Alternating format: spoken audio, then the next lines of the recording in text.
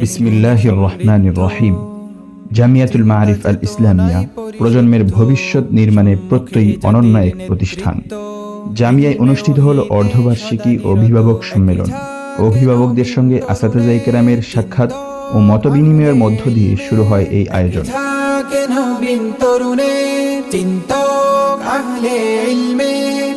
নির্লস সাধনার করি তারিফ জামিয়াতুল মারিফ, জামিয়াতুল মারিফ, জামিয়াতুল মারিফ, জামিয়াতুল মারিফ। চা নাস্তার পর্ব শেষে অভিভাবকদের আসন গ্রহণের মাধ্যমে শুরু হয় অনুষ্ঠানের মূল পর্ব।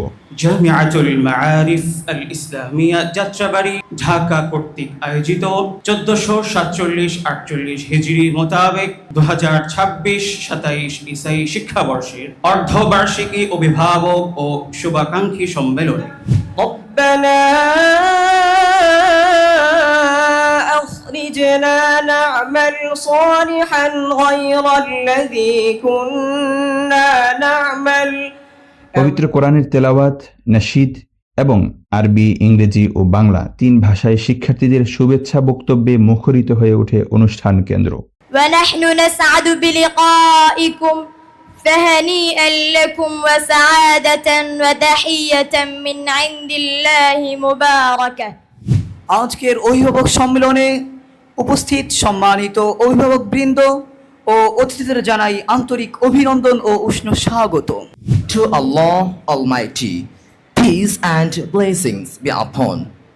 স্বাগত বক্তব্যে তুলে ধরা হয় প্রথম দ্বিতীয় বর্ষের শিক্ষার্থীদের নিয়ে আমাদের বিশেষ পরিকল্পনা, ভবিষ্যৎ ভাবনা ও চলমান কার্যক্রম।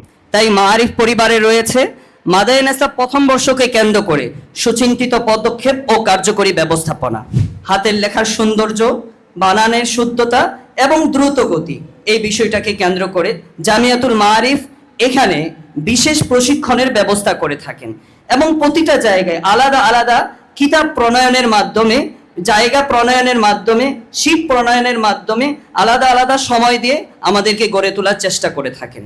এরপর শিক্ষার্থীদের মেধা, আত্মবিশ্বাস বিকাশের অংশ হিসেবে অনুষ্ঠিত হয় আরবি বক্তৃতা, আরবি মোকালামা, ইংরেজি পরিচিতি ও ইংরেজি বক্তৃতা।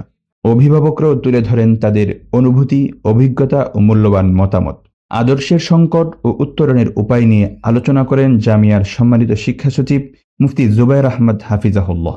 সাউতুল মাআরিফ শিল্পী গোষ্ঠীর দলীয় নাশিদ এবং শিক্ষার্থীদের বিভিন্ন পরিবেশনা অনুষ্ঠানকে করে তোলে আরও প্রাণবন্ত। এরপর অনুষ্ঠিত হয় পুরস্কার বিতরণী পর্ব।